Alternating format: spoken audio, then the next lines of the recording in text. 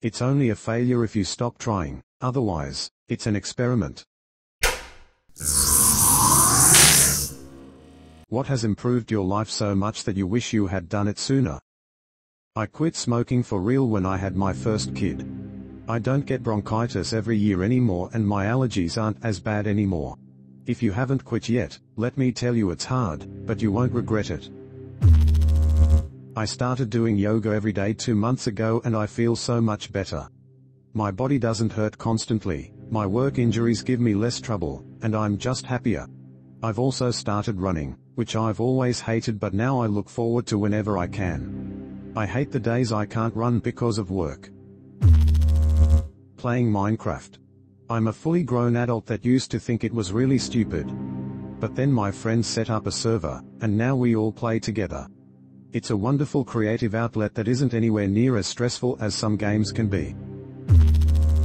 I started flower gardening, and it's really relaxing.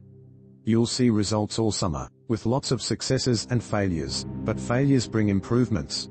Sometimes, while I'm gardening, I listen to Audible books.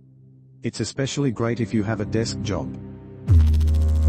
I've been growing produce on my apartment balcony for the past couple years and it's been a fun learning experience. Plus, eating food picked a whole 15 feet away from your kitchen is kind of cool too. This year is my first year attempting some tomatoes. Wish me luck. I finally talked to my, then new, family doctor about my misuse of decongestant nose spray. He told me it's a common issue and that there is help. 1.5 years of tapering off and 2 surgeries later I used bad nose spray for the final time. I could kick myself for not talking about it for more than 20 years. I stopped caring about what others think about me. My car broke down in the middle of a turn lane today in such a way that my hazard lights were barely visible and I was nearly in tears, not being able to explain to the people and trying to get around me at the last second how sorry I was for being in the way. The first person to stop and actually ask if I was okay was an older gentleman and I may have ranted, "I'm so sorry, my hazards are on, I can't move my car at all, I'm so sorry," at him. He was like, "Whoa, slow down. Are you okay?" I explained that a tow truck was on the way and blah blah electrical system, but that I felt terrible about all the people I was pissing off by being in their way. Traffic light meant he had to get back to his car, but he stopped to say they didn't ask if you were alright, did they? Then stick it to them. Stay safe. As somebody who still struggles not to focus on making other people happy first, I hope that one sticks with me. Doing at least one chore a day can help improve your mood and make you feel more accomplished. You would be amazed at how well getting something done, even if you hate it, can fight back against certain depressive mentalities, particularly the ones that convince you you're useless or are a burden. This is great advice. For me, a triple 30 feet worked wonders. Every day, spend 30 minutes cleaning or doing chores, 30 minutes exercising, and 30 minutes on self-improvement, which could be anything, for example, practicing guitar. Get home from work, knock off the triple 30 in 1.5 hours, and oh man, the sloth after that feels so good and so earned. And what's 1.5 hours? Nothing. I highly recommend it. I stopped arguing with random strangers on the internet. I moved away from the state I grew up in. I didn't know how unhappy I was. I had gotten used to being miserable, and now that I'm in a better area I'm a completely different person. It's amazing how much background stress is gone when I finally accepted that I was just not meant to be where I was. I miss my family, but we stay in regular contact, and I have a lovely found family here. Sometimes, just up and getting out of a place that isn't for you is the best course of action. You always hear people telling you that it's you and not where you live. That you'll be unhappy anywhere if you're unhappy there. No, sometimes it is the place you live. I did fencing in college, but after that I couldn't make it work with my school and work schedule. 15 years later, I found a club and started doing it again. I hate every other sport and exercising just to exercise is unpleasant and boring. This is the only one for me and I needed something to make me active. I would recommend getting divorced. It's a 10 out of 10. I should have divorced my ex-wife 12 years sooner. It would have saved me a lot of stress, heartache, and money.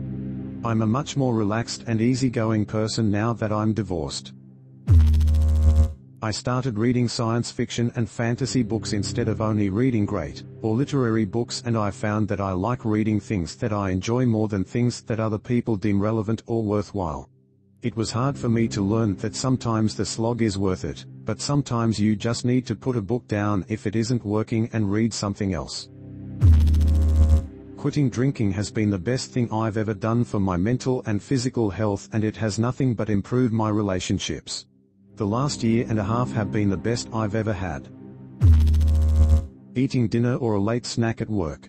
Too often I would leave work hungry, and the temptation driving past Chick-fil-A or the corner taco shop was too much.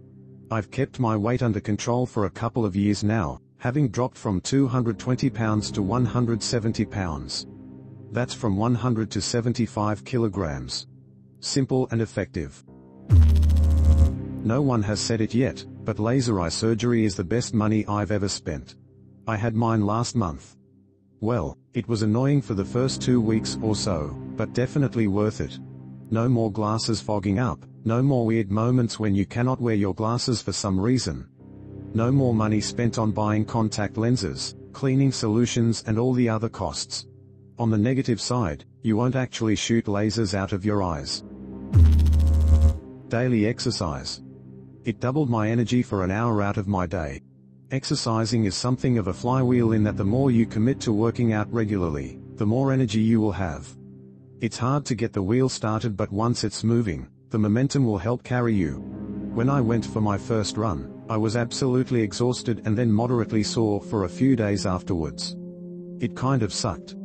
But once I had recovered, I noticed that the next run was easier. And the next one even easier than that. Then you notice that your pants feel a bit looser than you remember. You're able to move a notch in on your belt. You're able to climb a flight of stairs without being winded. And when you miss a day, you actually feel sad because without realizing it, you started to like your new routine. Start out with a 30-minute walk. See if you can jog for 5, 10, 15 minutes if you're worried. You'll be amazed what you can do when you give yourself permission to just go for it.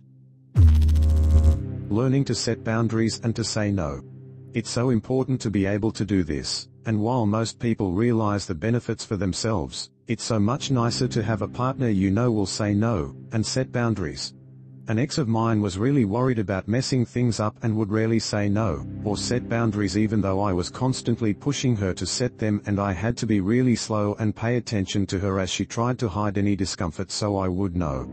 It stemmed from her past and how she was taught to act growing up, but we were able to work on it and she was much better later on. While it's always important to watch out for your partner's reactions to make sure they're comfortable anyways, having someone who tells you when and when they don't feel comfortable makes a world of difference.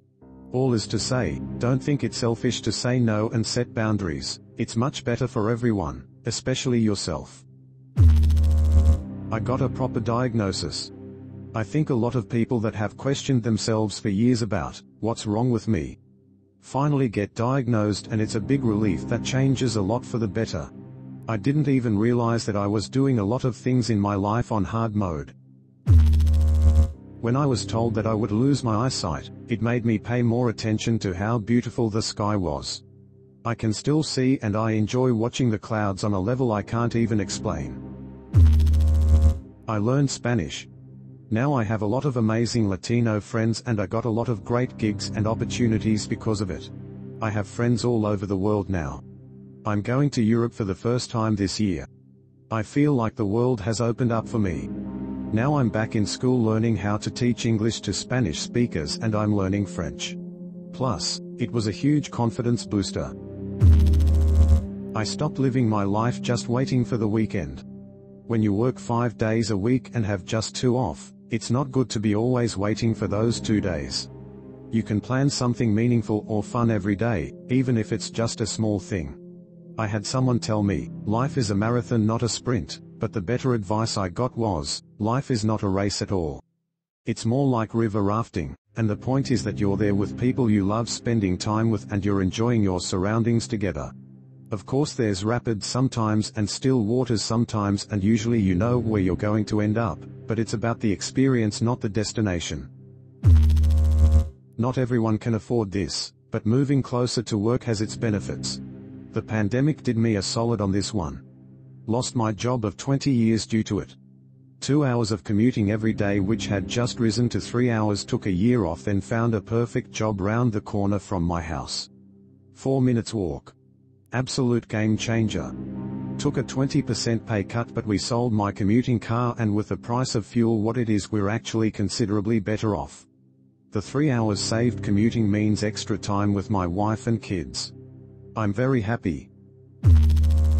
I got my bachelor degree at 47 years old and my master degree at 50 years old. I doubled my salary in 4 years, from just getting by to on track for retiring at 60. Flossing. Now my hygiene and cleaning visits are a breeze, and I haven't had a cavity in years. It's strongly linked to a whole host of diseases, such as dementia and heart diseases. I guess flossing is a hugely underrated health intervention. I started viewing things as potential experiences rather than just opportunities for achievement. Before that, for example, if I took a class, then I was only focused on the grade. If I couldn't get a good grade, I didn't like the class. Heck, I wouldn't even start a book if I thought it might be too hard or too long and I might not finish it. Then I realized the purpose of classes, and books and other things, was to learn, and that hard ones were likely the ones I learned the most from, even if I didn't get the best grade. I started doing all sorts of stuff with the idea that I just wanted the experience. Even if I was the worst one out there, who cares? I wasn't there for the achievement, I wanted to learn things.